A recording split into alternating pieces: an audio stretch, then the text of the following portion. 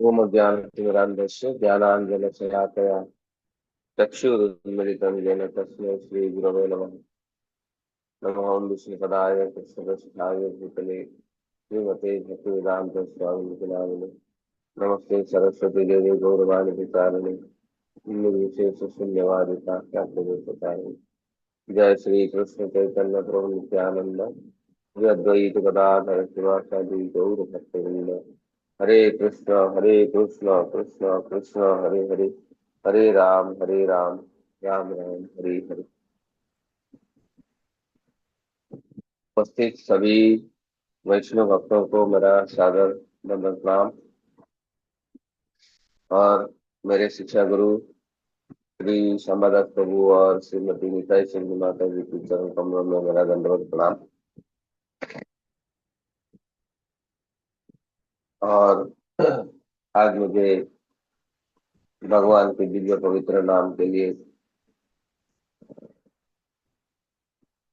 नाम का कुछ गुणगान करने के लिए जो सुयोग प्रदान किया गया है, इसके लिए भी मैं आभार प्रकट करता हूँ।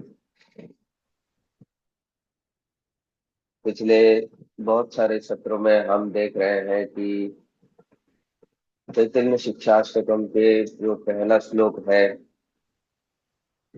चेतो दर्पण मार्गनम भव महादावाग्नि निर्वापणम श्रेयः कैरव चंद्रिका वितरणम विद्यावधू जीवन आनंदाम्बुदिवर्धनम प्रतिपदम पूर्णामृतास्वादनम सर्वात्म स्नपनम परम विजयते श्री कृष्ण संकीर्तनम।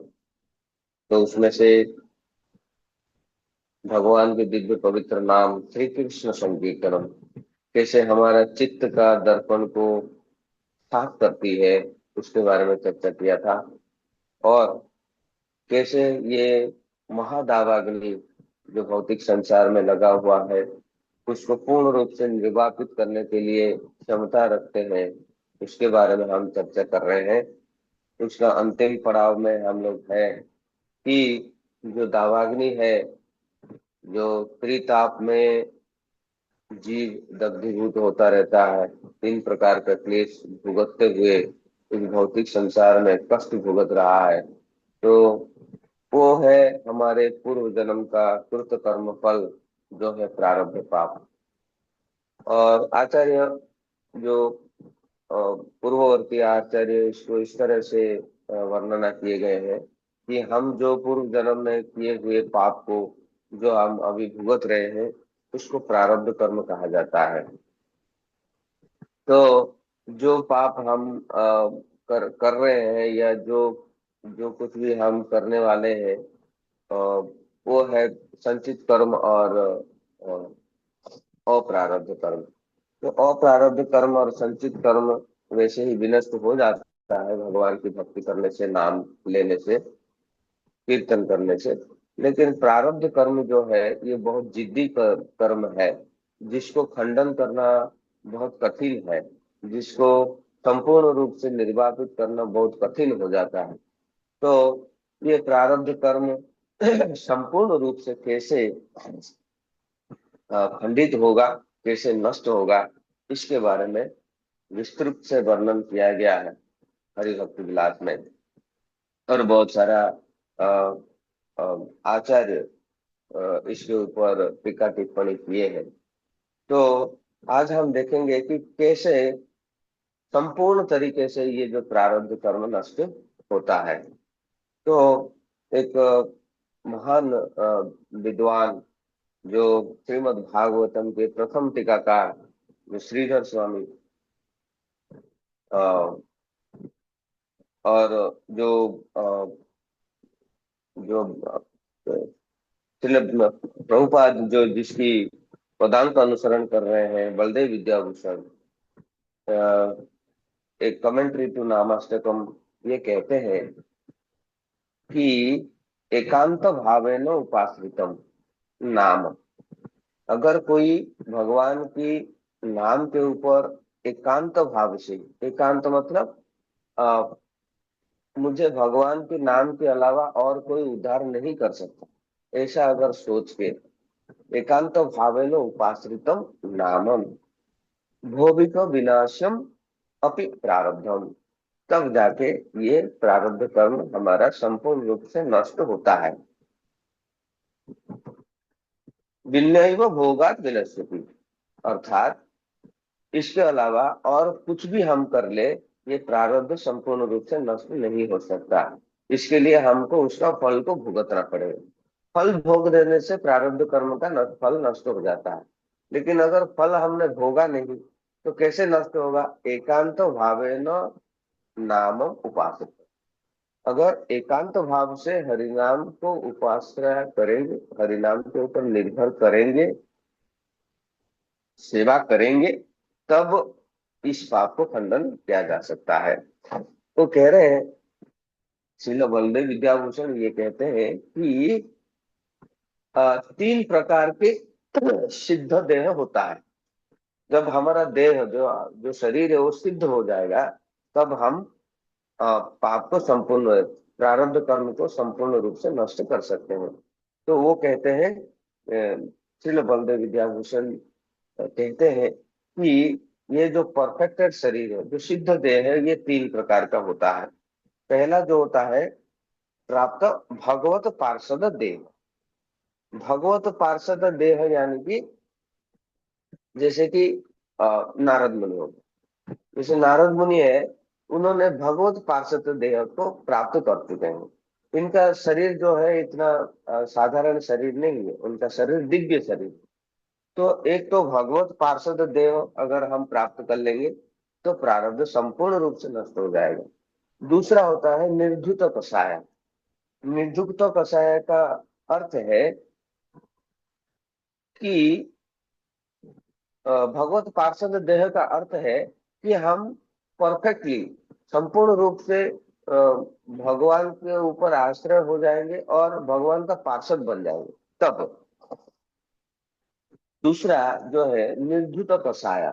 निर्धुत कषाय का अर्थ है कि जो भौतिक शरीर में तो है, लेकिन जो अ, भौतिक कामना कंप्लीटली, संपूर्ण रूप से उनके शरीर से, हृदय से, मन से निकल गया है। जैसे कि श्रील सुखदेव गोस्वामी। श्रील सुखदेव गोस्वामी भौतिक शरीर में तो थे, लेकिन उनके अंदर लेश मात्र से भौतिक कामना नहीं था। तो ऐसे शरीर को कहते हैं निर्धुत कषाय। एक तो भगवत पार्षद देह, टोटली भगवान के पार्षद बन जाएंगे आध्यात्मिक जगत में। दूसरा निर्धुत कषाय, हम इस भौतिक संसार में रहते हुए भी लेश मात्र से हमको भौतिक कामना नहीं रहेगा। और तीसरा है मूर्छित कषायाश्च। मूर्छित कषाय का मतलब है जैसे कि श्री नारद मुनि अपना भगवत पार्षद देह प्राप्त करने से पहले एक दासी पुत्र के रूप में जन्म लिए थे, है ना। जो नारद मुनि थे वो एक गंधर्व थे, उपवर्ण गंधर्व। वो गंधर्वों को वो गंधर्व को देवताओं ने शाप दिया था मनुष्य योनि प्राप्त करने के लिए। तो ये धरातल पे उन्होंने एक दासी का पुत्र के रूप में जन्म लिया था। वो वो भौतिक शरीर में तो थे, लेकिन थोड़ा बहुत जो इनएक्टिव मेटेरियलिस्टिक टेंडेंसी, मतलब कुछ ऐसे जो भौतिक कामना रह गया था, टेंडेंसी, मतलब लेश मात्र से रह गया था, वो भी भगवान को जैसे ही उन्होंने साक्षात हृदय में दर्शन किया, वो भी, वो जो थोड़ा बहुत था वो भी निकल गया। वो अंतिम में वो भगवत पार्षद देह को प्राप्त हुए। तो वो जो दासी पुत्र के रूप में उन्होंने जन्म लिया, उसको कहते हैं मूर्छित कषाय। अर्थात भौतिक शरीर तो है, लेकिन लेश मात्र से, कहां से, थोड़ा सा इंद्रिय भोग की कामना, भौतिक कामना, विलास व्यसन की कामना, लेश मात्र, थोड़ा सा अंदर रह जाता है। तो ये जीव गोस्वामी भक्ति संदर्भ में बता रहे हैं कि अगर ये तीन चीज, ये तीन देह को, सिद्ध देह को हम प्राप्त करते हैं, तो कम कम से कम मूर्छित कषाय लेवल में अगर हम पहुंच जाएंगे, निर्धुत कषाया और भगवत पार्षद देह तो हमारा बस की बात नहीं है, ये तो भगवान की कृपा से होता है। लेकिन कम से कम निर्धुत कषाय मतलब सॉरी मूर्छित कषाय अर्थात ऑलमोस्ट ऑल हम भौतिक कामना को अगर जीरो कर सकते हैं, विनाश कर सकते हैं टोटली, कुछ इंप्रेशन हृदय में रह जाएगा वो बात अलग है। तब हम अ, ये प्रारब्ध को संपूर्ण रूप से निर्वापित कर सकते हैं। नहीं तो हमको प्रारब्ध को भोगना ही पड़ेगा, भोगने से ही वो प्रारब्ध नष्ट होगा करके श्रील वल्लभ विद्याभूषण कहते हैं।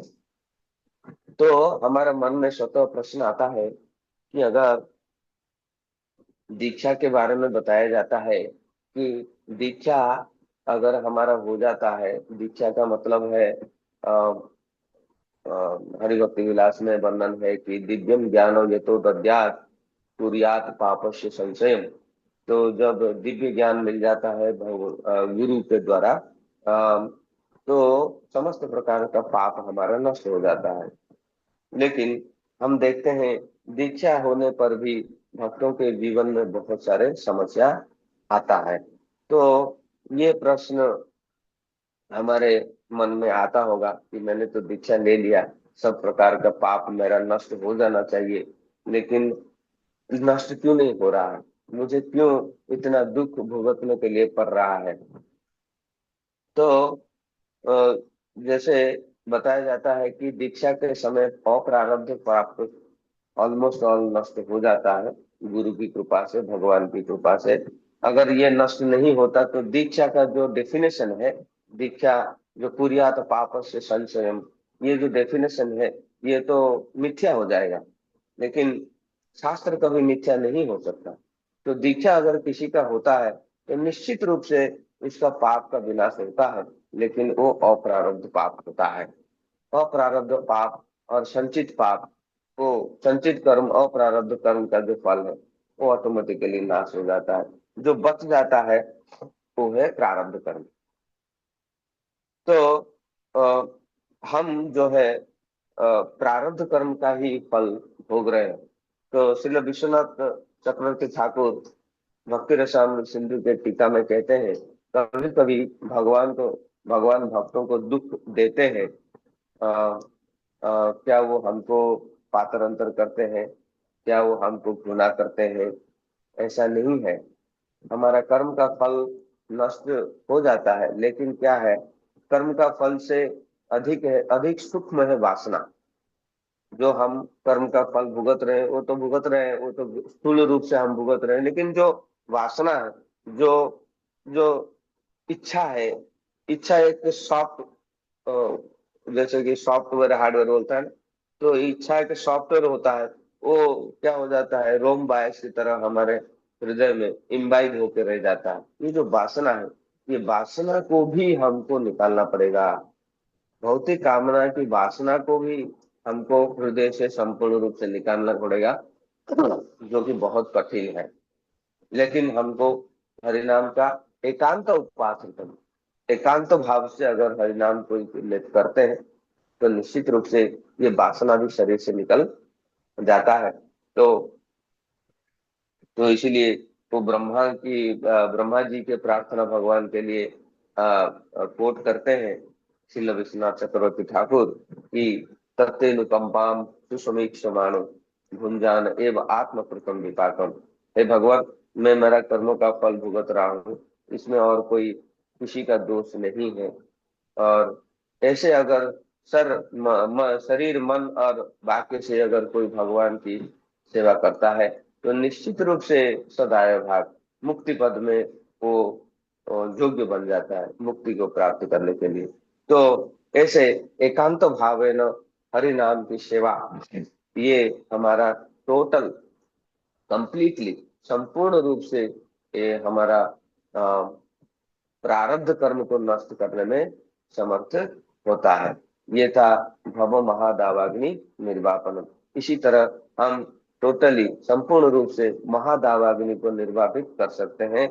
आगे अगर महादावाग्नि निर्वापित हो जाएगा तो क्या होगा, श्रेय पैरव चंद्रिका वितरणम।